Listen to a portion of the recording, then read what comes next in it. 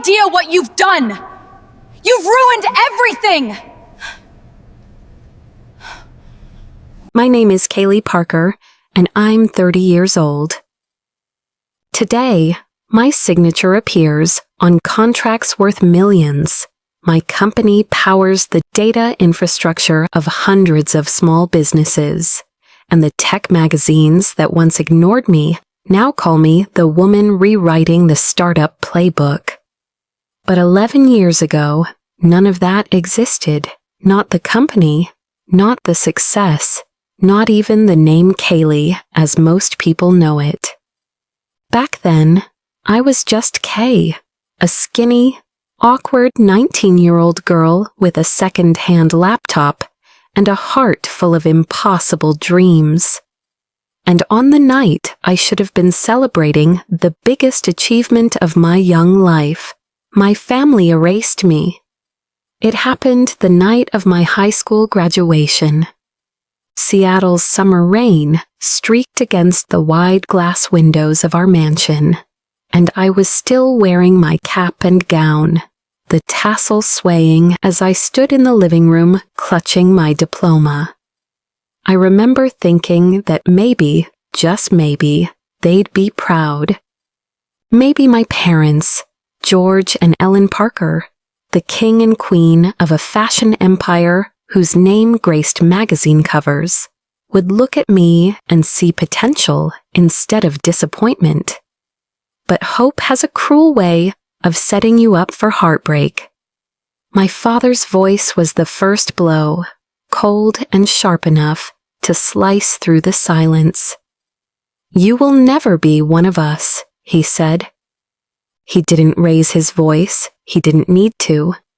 His words landed like a verdict. My mother didn't argue. She just looked away, lips pressed into a thin line.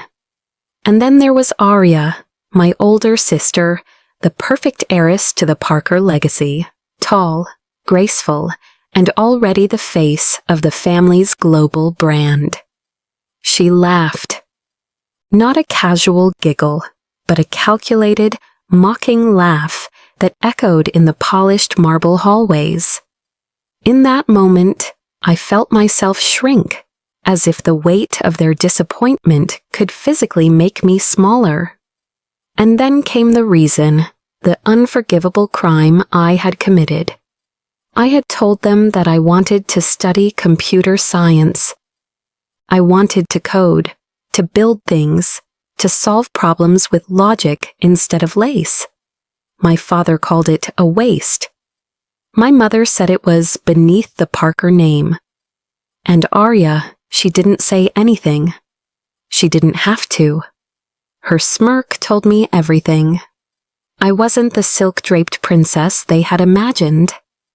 I was a dreamer with ink on my fingers, a girl who saw beauty in binary code rather than in brocade gowns. And for that, they turned their backs. "Pack your things," my father ordered. "You don't belong in this family." Those words burned themselves into my bones. I remember the sound of the rain outside mixing with Arya's laughter as I climbed the stairs to my room, my heart pounding in my chest. That night, I packed a single duffel bag, some clothes, my laptop, a stack of programming books I'd bought secondhand. My dreams weighed more than my suitcase. When I stepped outside, the rain soaked my cap and gown, and the mansion's lights blurred into a smear of gold and gray behind me. I walked away from everything I had ever known. It's strange how a single night can split your life into 2 chapters, before and after. Before that night, I was the forgotten daughter of a powerful family. After it, I was a girl with nothing but determination and an old laptop, trying to build a future from scratch. But before I tell you how I rebuilt my life, I want you to understand just how deep their rejection cut. It wasn't just about career choices or family business. It was about identity. In their world, worth was measured by how well you fit their mold, how you dressed, how you spoke, who you were seen with. And in that world, a girl who dreamed of circuits and algorithms instead of catwalks and couture was worthless. They thought they were casting me out into oblivion. What they didn't realize was that they were lighting a fuse. I remember walking through the rain that night, my breath fogging in the cold, my tears mixing with the drizzle. I had nowhere to go, no plan, no money, no safety net. But somewhere beneath the fear, a strange sense of freedom stirred. They had taken everything from me, their name, their approval, their home. But in doing so, they had given me something far more powerful, a reason. I promised myself that night that I would never let their cruelty define me. I would build something that couldn't be ignored, something so undeniable that even they would have to face it. It's been 11 years since then. 11 years of climbing uphill, of stumbling and getting back up, of proving not to them, but to myself, that I was more than the sum of their rejection. And as I stand here today, telling you this story, I can say this with certainty. Their attempt to erase me became the very reason I exist as I am now. They called me the ugly graduate. They said I would never be part of their world. But the thing about being cast out is that sometimes it gives you the space you need to build a world of your own.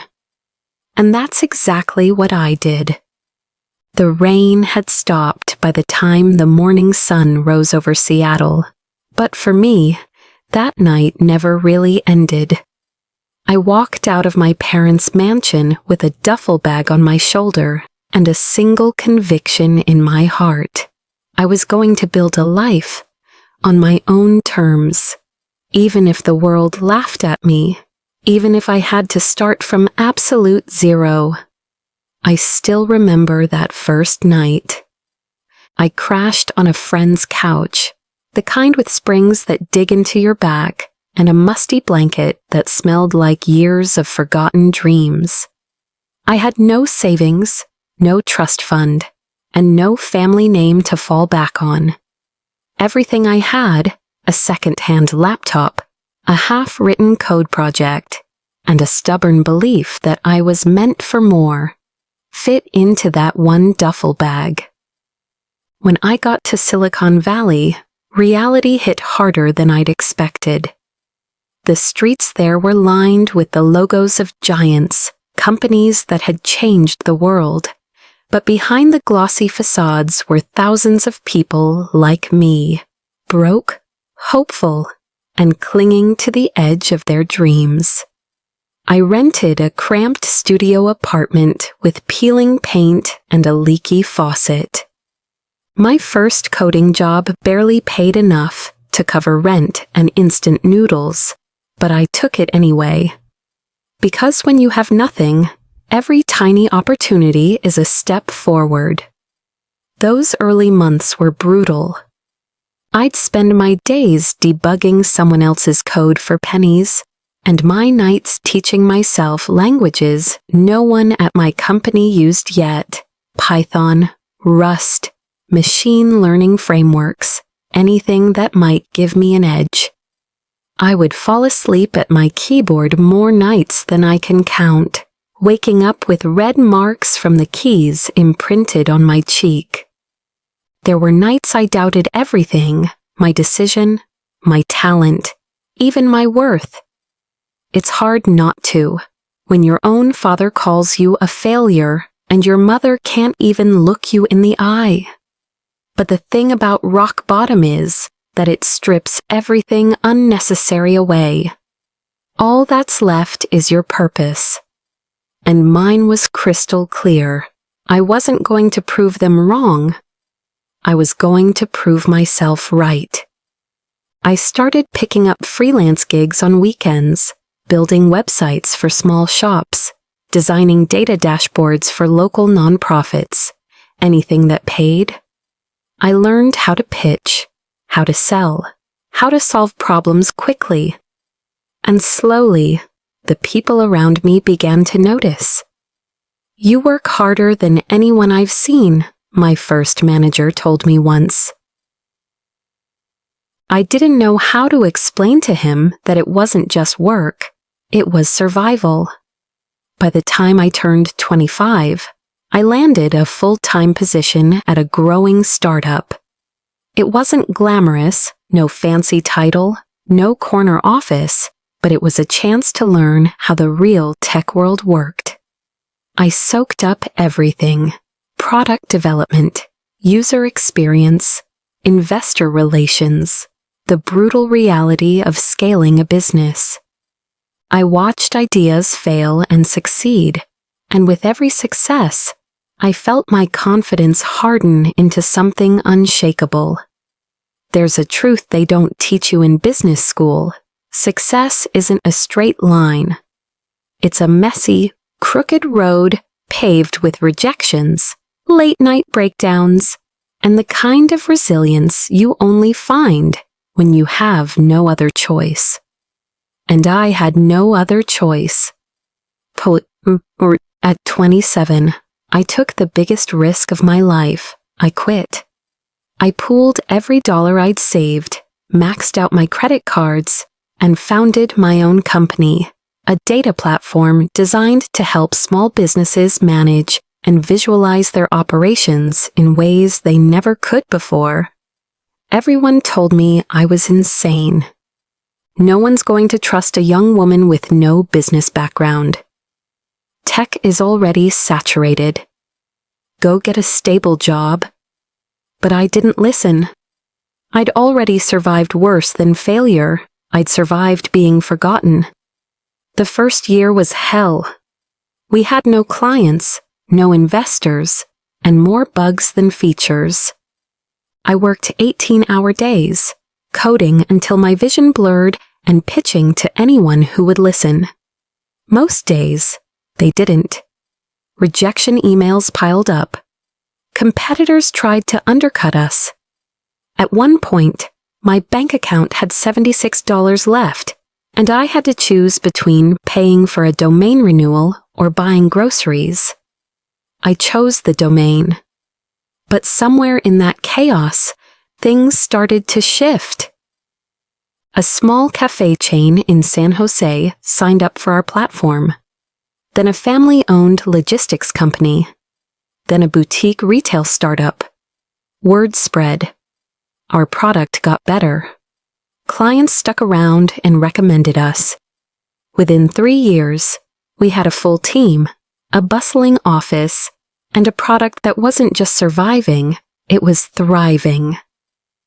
The girl who'd once been called a failure was now the CEO of a company valued at $50 million. I didn't shout the news from the rooftops. I didn't send a press release to my family. In fact, I stayed silent. Because success isn't always about broadcasting. Sometimes it's about knowing, deep in your bones, that you're no longer the person they said you were. And then one morning, as I sat in my San Francisco office, surrounded by a team that believed in me, an embossed envelope landed on my desk. The handwriting on the front was unmistakable, elegant, deliberate, and signed with the Parker family crest. Inside was an invitation.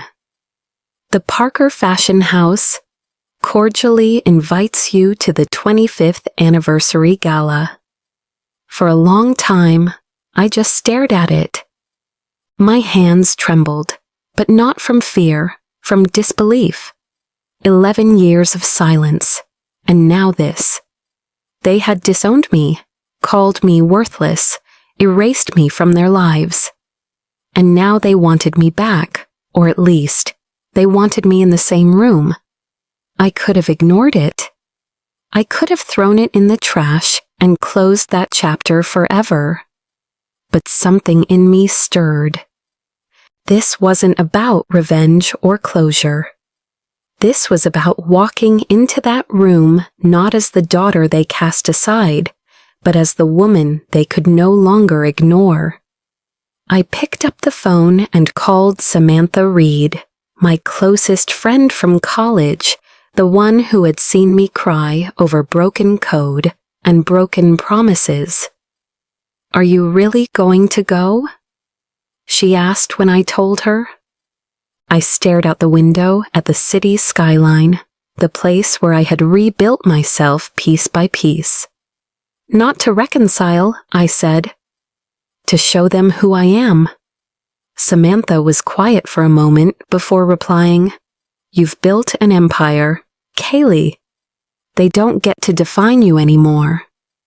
Her words lit something in me, not anger, not spite, but a quiet, powerful certainty. I wasn't a failure. I wasn't a disappointment. I wasn't the ugly graduate. I was a woman who had taken rejection and turned it into rocket fuel. And I was ready to walk into the very empire that had rejected me, on my own terms.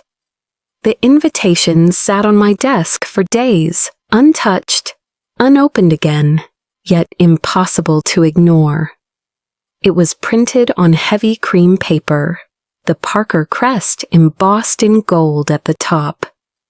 Beneath it, a single line read, "You are cordially invited to celebrate the 25th anniversary of Parker Enterprises." It wasn't a request. It was a statement, a challenge. At first, I didn't know how to feel. There was anger, 11 years of it, compressed into a single heartbeat. But there was also something deeper, more complicated. Curiosity. Maybe even a hint of longing I didn't want to admit. Why now? Why, after more than a decade of silence, did they suddenly want me back in their orbit? I thought about throwing the invitation away. I even dropped it into the trash once. But as I watched it sit there among discarded receipts and coffee cups, a thought came to me, sharp, electric, undeniable.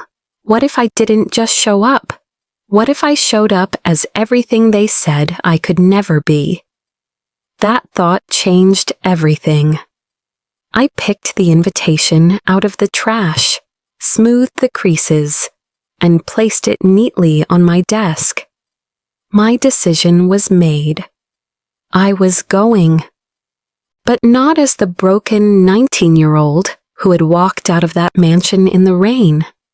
Not as the desperate girl who once begged for their approval. No, I was going as Kaylee Parker, CEO, founder, self-made woman. The daughter they had thrown away, now standing taller than the empire they'd built. The night before the gala, I barely slept. My mind replayed every painful memory like an old film reel. My father's contemptuous glare, my mother's cold silence, Arya's cruel laughter. But alongside those memories were newer ones, nights of relentless coding. The moment my first client signed a contract, the day my company hit its first million in revenue. They were two parallel lives, colliding now in a single night. I called Samantha again, needing her voice like oxygen. "Still planning to go?" she asked, though she already knew the answer. "Yes," I said, "but not to make peace. I'm not looking for apologies." "Then why?" I stared out my apartment window, the San Francisco skyline glittering like a circuit board beneath the stars. Because they need to see what they threw away.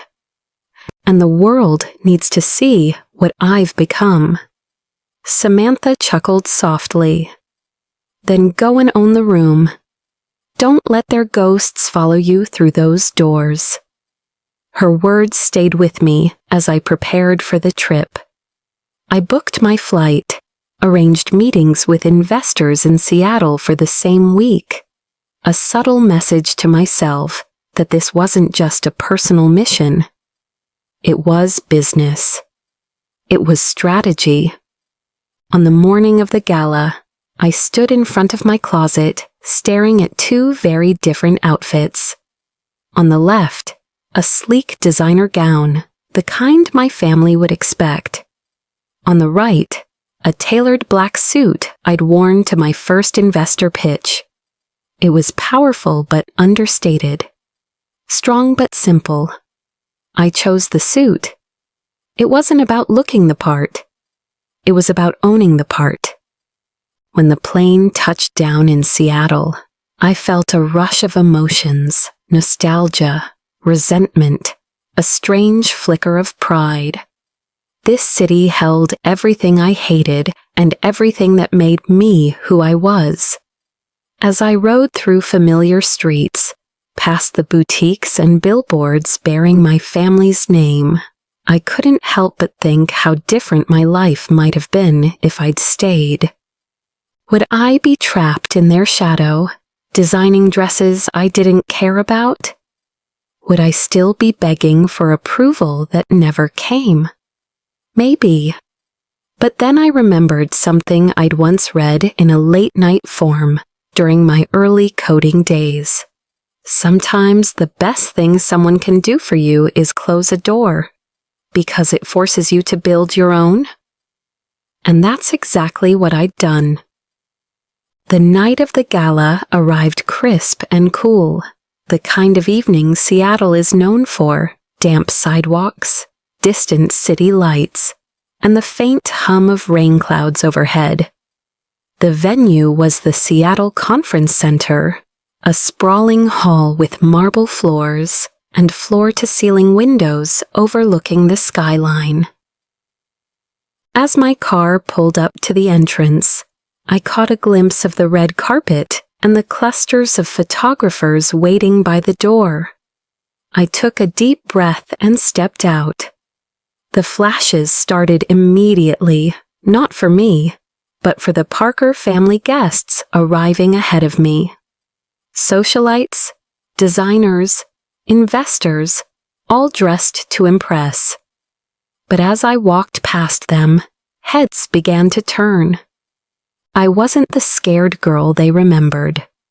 My posture was straight, my steps deliberate, my expression calm. I looked like someone who belonged, not just in the room, but above it. Inside, the room glittered with chandeliers and crystal glasses. Waiters moved through the crowd with trays of champagne, and a jazz quartet played softly in the corner. Every detail screamed wealth and legacy, the Parker legacy. But for the first time, I didn't feel small in it. Then I saw her, Arya. She was standing near the stage, perfectly poised in a silver gown, her smile as polished as ever. But when our eyes met, her smile faltered just for a second. Recognition flashed across her face, followed by something else, fear. I gave her a polite nod and moved on. A tall man approached me, extending a hand. "I'm Sean Ellis," he said warmly. "Arya's husband. You seem familiar. Have we met?" I let a faint smile tug at the corner of my lips. "Maybe in another life," I said. He chuckled, clearly intrigued, and offered to buy me a drink. As we walked to the bar, I scanned the room. My father was across the hall, laughing too loudly with a group of board members. My mother stood beside him, her posture perfect, but her smile brittle. They hadn't seen me yet. At the bar, Sean asked about my work, and I told him I ran a tech company. Within minutes, 2 investors joined the conversation, excited to meet the Kaylee Parker they'd read about in a magazine. Disowned. Their praise flowed freely about my platform, about its impact, about the valuation. And all the while, I felt eyes on me. Arya's, my mother's, even my father's, once he finally noticed me. This wasn't the reunion they had pictured. I wasn't a ghost from the past. I was a storm walking through their empire, and they couldn't stop watching. The more people I spoke to, the more the power dynamic shifted. Investors wanted my card. Journalists asked for quotes. And slowly, I realized this night wasn't about them anymore. It was about me stepping into a world they never believed I belonged in and owning it completely. But this was only the beginning. Because before the night was over, I was going to do something that would shake the Parker empire to its foundations, something they could never undo. The air inside the Seattle Conference Center had a strange weight to it that night, a mix of expensive perfume, ambition, and decades of family legacy.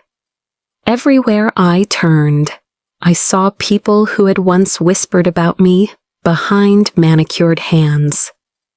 They hadn't known me back then, not really. To them, I was just a rumor, the forgotten daughter, the one who'd walked away from silk and spotlight for something as unglamorous as computer code. But now, they were shaking my hand, exchanging business cards, and quoting articles about my company's meteoric rise. Every congratulations felt like poetic justice. Every compliment, a silent apology they'd never say out loud. Still, I wasn't here for their validation. I was here for them, the family who had cut me out of their story. And there they were. My father, George Parker, towered near the center of the room in a tailored charcoal suit. His laugh, that same deep, commanding laugh I'd grown up hearing at investor dinners, rolled across the space as he entertained a cluster of board members. My mother, Ellen, stood beside him, graceful as ever, though the smile on her lips didn't reach her eyes. I knew that smile. It was the one she wore at every social event, a mask polished by decades of pretending everything was perfect. And then there was Arya, my sister, my rival long before I even understood what rivalry meant. She was near the stage, radiant in a crimson gown, chatting with guests like a queen holding court. But when her gaze landed on me, the mask cracked. Just a flicker, a tightening of her jaw, a twitch at the corner of her smile, but it was enough. She knew I wasn't supposed to be here. I moved toward the center of the room, every step deliberate, my heels clicking against the marble floor like a countdown. Eyes followed me. Whispers started. Somewhere near the bar, I heard someone say, "Isn't that Kaylee Parker?" Another voice replied, "The tech founder?" I didn't know they were related. Good. Let them talk. Let them wonder. When Arya finally broke from her circle and approached me, the tension was so thick you could slice it with a knife. "Kaylee," she said, her voice dripping with false warmth. "I didn't expect to see you here." "Invitations said it was a family event," I replied coolly. "And last I checked, I still qualify." Her lips pressed into a thin line. "You've been gone a long time." 11 years, I said. "But who's counting?" Before she could respond, a tall man joined us, her husband, Sean, who I'd spoken with earlier. "Kaylee," he said, smiling. "We were just talking about you. Arya's told me so much." I glanced at her, enjoying the flicker of panic that crossed her face. "I'm sure she has," I said, though I doubt she mentioned the part where she told me I'd never make it. Sean's brows knitted together. "She said that?" Arya laughed nervously, her hand brushing his arm. "Oh, you know how siblings are. Teasing and all that." But her laugh rang hollow, and Sean didn't look convinced. A seed had been planted, and I intended to water it. I moved on, weaving through the crowd. Investors gravitated toward me, eager to discuss partnerships and future collaborations. At one point, an older gentleman clasped my hand and said, "Your platform is revolutionizing small business infrastructure. I've been hoping to meet you." I thanked him, and as I spoke about my company's vision, I noticed Arya watching from across the room, her smile gone, replaced by something darker. Envy. Fear. Maybe both. And then the moment came. A soft chime rang out, signaling the start of the formal program. Guests drifted toward the stage, and I found myself standing near the back of the hall as the Parker family stepped into the spotlight. George took the microphone first, delivering a speech that was polished, practiced, and painfully predictable. He spoke of legacy, innovation, family, all the usual words, none of which he had ever applied to me. But as he spoke, something shifted inside me. I realized this was my moment too. Not as a guest, not as an afterthought, but as someone with a story worth telling. So when the speeches ended and the stage was briefly empty before the next presentation, I stepped forward. "Good evening." The microphone's feedback silenced the chatter, and hundreds of heads turned toward me. My heart pounded, but my voice was steady. "My name is Kaylee Parker," I said. "Some of you may not know me. Some of you might. I was raised in this family, in the shadow of this empire. But I was never truly part of it." The room fell into a hush. I could feel Arya's glare burning into me. My father's jaw tightened. My mother's perfectly painted smile disappeared entirely. 11 years ago, I was told I didn't belong, I continued. I was told I would never amount to anything because I didn't fit the mold. I wasn't the elegant daughter in silk.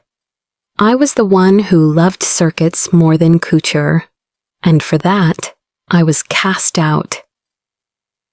A ripple of gasps moved through the crowd. Some guests glanced at my family, others whispered among themselves.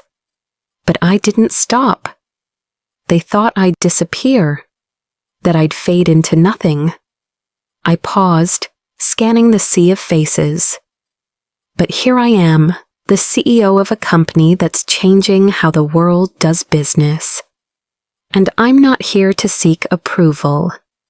I'm here to say that success isn't about fitting in. It's about standing up, even when the people closest to you try to tear you down.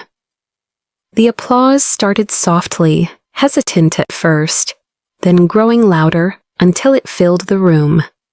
I saw investors nodding, guests clapping, even journalists pulling out their phones. But not my family. Arya's face was ashen, her grip on her wineglass white-knuckled. My father's expression was a storm of rage and disbelief. And my mother, for the first time in my life, looked small. As the applause swelled, Arya pushed through the crowd, her heels clicking like gunshots against the floor. She climbed the steps to the stage, her voice low but shaking. "This isn't your place," she hissed. I turned to her, my voice calm and firm. It's exactly my place. The crowd couldn't hear our exchange, but they could see the tension, the sister who had mocked me, now desperate to silence me. Arya's husband approached the stage, confusion etched across his face. "What's going on?" he asked her. She muttered something about a misunderstanding, but he didn't buy it. His eyes flicked from her to me, suspicion dawning. I stepped back from the microphone as the applause continued. I had said what I needed to say, and I had said it on their stage, under their spotlight, on my terms. It wasn't just a speech. It was a shift.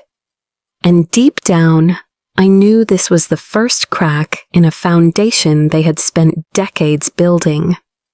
They had erased me. Tonight, I had written myself back into the story. The room was still buzzing from my speech when the first domino fell. I could see it in Arya's eyes as she descended from the stage.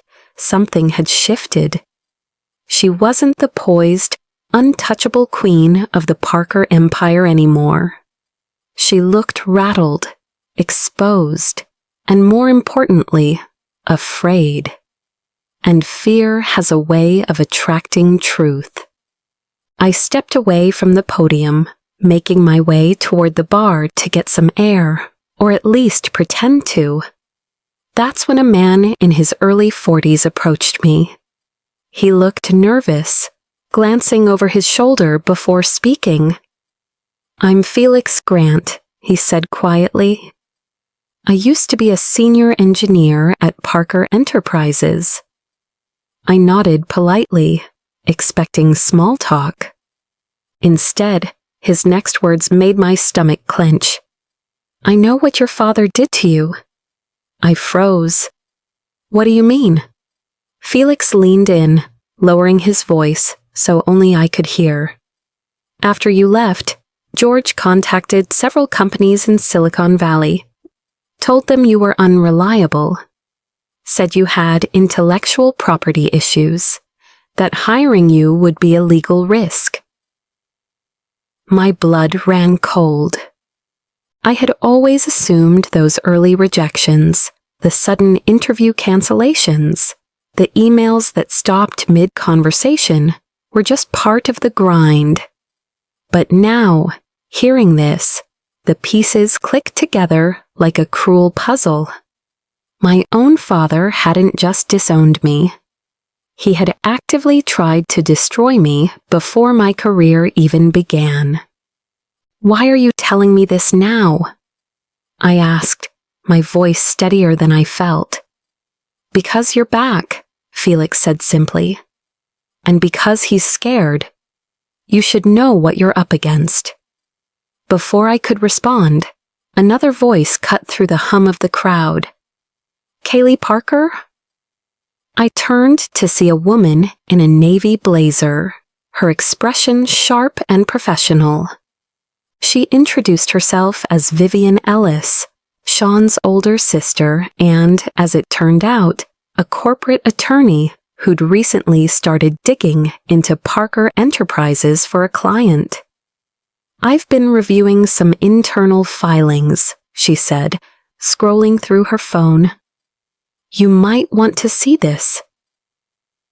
She handed me her screen.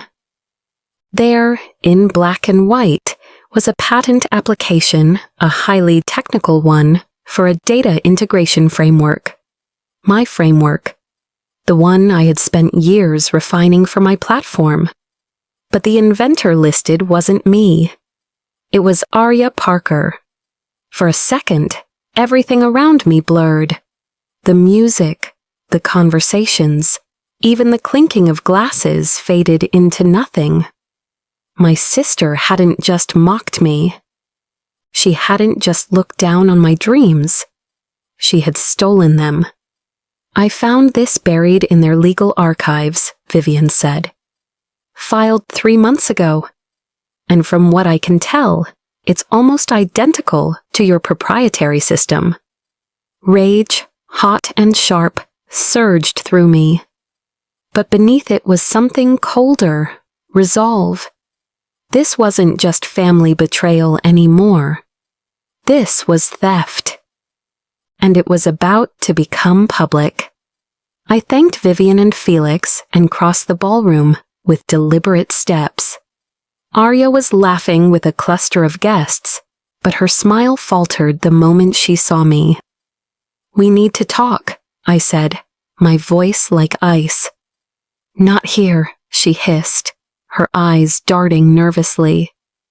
"Right here," I said louder, just enough for the nearby guests to turn their heads. "You took my algorithm. You built your new product on my work." The room went silent. Conversations froze mid-sentence. Arya's face flushed deep red.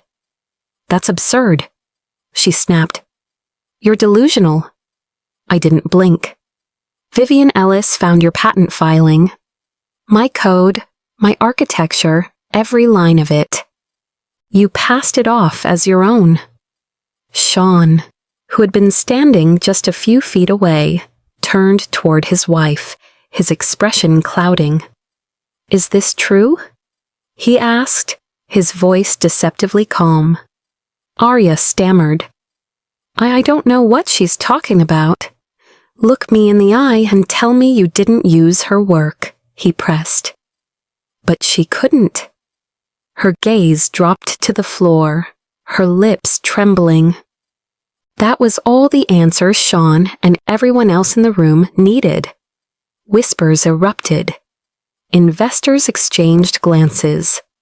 Guests raised their phones. In an instant, the Parker family's perfect image began to fracture.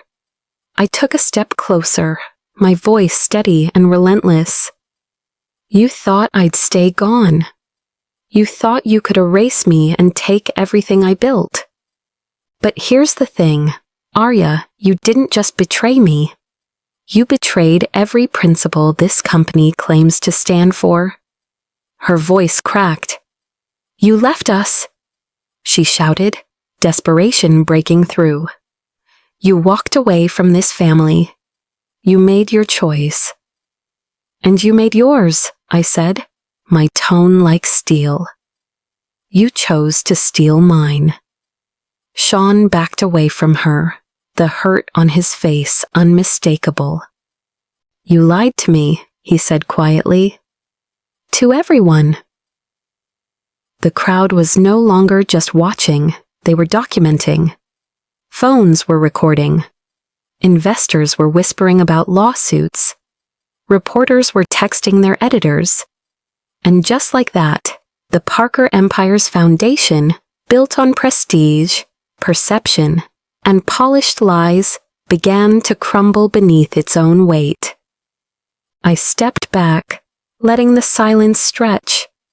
I didn't need to say another word. The truth was already doing the damage. And the next morning, it would finish the job. Because by dawn, Vivian had leaked the patent documents to the press. And Felix had spoken, on record, about my father's attempts to sabotage my career. Within hours, headlines around the world screamed the story. Parker Empire in crisis, daughter's work stolen, career sabotaged. From outcast to CEO, Kaylee Parker's explosive speech exposes family scandal. Social media exploded. My speech went viral. So did the evidence. Investors demanded answers. Journalists camped outside Parker headquarters. And for the first time in 25 years, the Parker name was synonymous with corruption, not couture. But this wasn't just a public scandal. It was personal justice.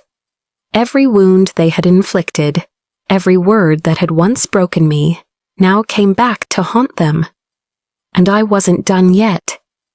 Because while they were scrambling to contain the fallout, I was already planning my next move, one that would ensure they could never erase me again. By sunrise, The empire that had once seemed untouchable was trembling. It was as if decades of power, wealth, and influence had been balanced on a glass pedestal. And overnight, the pedestal had cracked. The morning news cycle was relentless. Every channel, every newspaper, every trending topic carried my family's name, not as industry pioneers, but as villains in a real-life corporate scandal. Parker Empire faces allegations of intellectual property theft. Daughter's speech exposes years of abuse and sabotage. Former employee confirms. Blacklisting tactics by George Parker. Each headline was another blow, and each blow sent deeper fractures through the foundation they'd built their legacy on. I watched it all unfold from the quiet of my hotel suite. My phone buzzed non-stop, messages from journalists, offers for interviews, congratulations from colleagues in the tech world. But the call that made my breath hitch came from an unknown number. Kaylee. It was Philip Norton, a prominent investor I'd spoken with briefly at the gala. His voice was calm but purposeful. I've reviewed the situation. I'm pulling all of my funding from Parker Enterprises. I blinked, stunned into silence. Their leadership can't be trusted, he continued. But your company? It's the future. I want to discuss a partnership, something substantial. Let's talk today. A slow smile spread across my face. George Parker had once told me I'd never build anything that mattered. Now, investors were abandoning his empire to back mine. But across town, things weren't so triumphant. In the Parker penthouse, Arya was watching her carefully curated life collapse. Sean had spent the night replaying every word of my confrontation, every lie she'd told him. When he confronted her, he didn't yell. He didn't rage. He simply held up the evidence, Vivian's leaked documents, the patent filing with my stolen code, and said, "You lied to me." To everyone. Arya tried to explain, to twist the story, but her words stumbled over themselves. "It wasn't like that," she whispered. "I was protecting the company. I was protecting us." "You were protecting yourself," Sean replied coldly. "Duh, and I don't know if I can ever trust you again." The next day, he met with a divorce lawyer. And it didn't stop there. The Parker Board of Directors, terrified of lawsuits and plummeting stock prices, convened an emergency meeting. Within hours, Arya was removed as director of marketing. The woman who had mocked my dreams, who had stolen my work, was escorted out of the building she had once ruled.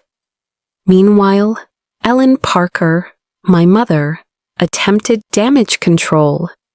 She scheduled a press conference, insisting that the entire scandal was a misunderstanding and that the Parker family remains united. But the public didn't buy it. Former allies distanced themselves. Charity boards quietly asked her to step down. Invitations to high society events dried up. The same social circles that had once adored her now treated her like a contagion. And then there was George. For the first time in his life, George Parker was losing control. Investors were pulling out in droves. Suppliers were threatening to cancel contracts. Lawsuits loomed on the horizon. The company's stock, once a symbol of stability, was in free fall. Parker Enterprises was hemorrhaging money, and worse, credibility. It was in the middle of this chaos that my phone rang again. This time, the voice on the other end wasn't a journalist or an investor. It was my father. "Kaylee," he said.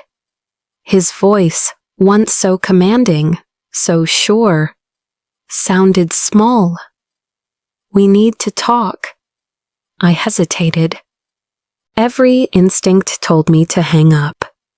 But curiosity, or maybe something deeper, made me agree to meet. We chose a quiet cafe near the waterfront. When I walked in, I almost didn't recognize them. George and Ellen looked older, smaller somehow, as if the weight of their collapsing empire had physically shrunk them. My mother's eyes were red, her hands trembling as she clutched a cup of coffee. My father didn't meet my gaze right away. "We're sorry," Ellen whispered. "We didn't know it would go this far." George nodded. "We made mistakes. We see that now. We want you to come back to the family. We can fix this. Together." It was surreal. These were the same people who had called me worthless. The same people who had erased me from their lives. And now they were asking me to save them. I took a slow breath before speaking. "You don't get to rewrite the past," I said softly but firmly. "You chose your empire over me, and now you're paying the price for that choice." Ellen's lip quivered. "We lost sight of what mattered," she said. "No," I replied. "You lost me, and I'm not coming back." I stood and walked out, leaving them behind in that cafe, two people who had once held the world in their hands and now couldn't even hold their family together. The moment I stepped outside, my phone buzzed with a message from Vivian. "The board is reviewing Parker Enterprises' leadership. Your story is changing everything." I looked out over the Seattle waterfront, the city skyline glittering in the distance. For the first time in years, I felt truly free. This wasn't vengeance. It wasn't even victory. It was justice, not served with rage, but with truth. And while they scrambled to pick up the pieces of their crumbling world, I turned my attention back to mine, stronger, brighter, and more unshakable than ever. The bridge they had burned 11 years ago was gone forever. And I had built a new one that led exactly where I wanted to go. A week later, I stood in front of the floor-to-ceiling windows of my office, the morning sun painting streaks of gold across the Seattle skyline. Below me, the city pulsed with life, tech hubs, bustling streets, 1,000 stories unfolding at once. And somewhere out there, my family's empire, the one that had cast me out, was unraveling piece by piece. News anchors called it the fall of Parker. Shareholders demanded leadership changes. Lawsuits piled up like dominoes. And though I hadn't spoken to George, Ellen, or Arya since that final conversation at the cafe, I didn't need to. The silence told me everything. Their calls went unanswered, their messages left on read. The bridge they burned 11 years ago had never been rebuilt, and I had no intention of crossing it again. Across town, George sat in a boardroom, stripped of its former grandeur. Contracts once secured for decades were now dissolving overnight. Clients cited trust issues and ethical concerns as they walked away. In one particularly devastating blow, an international retailer canceled a $60 million partnership that had been the cornerstone of Parker Enterprises' expansion plan. For a man who once believed he could control everything, the business, the family, even my destiny, George was now powerless, watching helplessly as the empire he had built collapsed under the weight of his own arrogance. Arya's fall was even more brutal. After Sean filed for divorce, the media feasted on every detail of her deception. The headlines were merciless. Parker heiress accused of theft and fraud. Insiders reveal decade-long pattern of manipulation. She became a pariah in the very circles that once worshipped her. Former friends ignored her calls. Investors who had once fought to partner with her now publicly denounced her. Her social media, once a parade of glamour and power, went dark. And in the rare paparazzi shots that surfaced, she looked nothing like the woman who had mocked me at my graduation. Her shoulders were hunched, her eyes hollow, her world shattered. Ellen, for her part, tried to salvage what was left. She hosted charity events, gave carefully worded interviews, and even released a tearful statement insisting that the family was committed to growth and redemption. But the damage was done. The socialites who once fawned over her now treated her like a cautionary tale.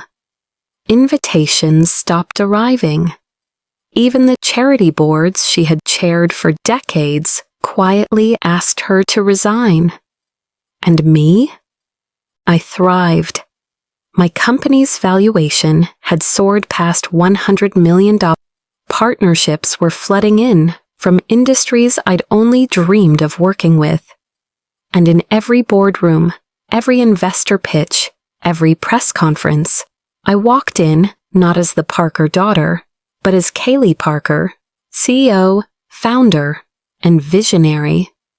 Yet, despite all the victories, it wasn't the money, or the power, or even the recognition that mattered most. It was something quieter, deeper, more profound.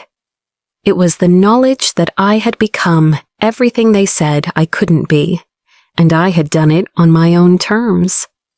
I built a life that didn't require their approval. I found strength in the very rejection that was meant to break me.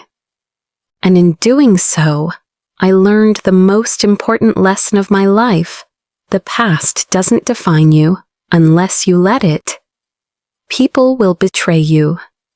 They will underestimate you, laugh at your dreams, try to control your path. But none of that matters if you refuse to let their voices drown out your own. You are not who they say you are. You are who you decide to become. I think about that 19-year-old girl often, the one who walked into the rain with nothing but a duffel bag and a dream. She didn't know how hard the road would be. She didn't know how many nights she'd cry over failed code or how many times she'd doubt herself. But she also didn't know how powerful she was. Now, I do. So, to anyone watching this, wondering if they're strong enough to rise above betrayal, rejection, or heartbreak, hear me when I say this. You are. You can rebuild from nothing. You can take every insult, every closed door, every broken promise, and use it as fuel. And one day, when you least expect it, you'll look back and realize that the thing that once broke you was the thing that set you free. My story isn't about revenge. It's about redemption, not theirs, but mine. It's about choosing myself over their expectations. It's about proving that worth isn't something other people give you. It's something you claim for yourself. And as I turn from the window and walk back to my desk, a new project waiting for my attention, I feel nothing but gratitude. Gratitude for the struggle, for the pain, for the long road that led me here. Because without all of it, I wouldn't have become me. Thank you for being here, for listening, for walking this journey with me. If this story resonated with you, If it reminded you of your own strength, I hope you'll stay. Subscribe to hear more stories like this one. And until then, I wish you happiness, courage, and the strength to build a life that's truly your own. Because in the end, that's what matters most.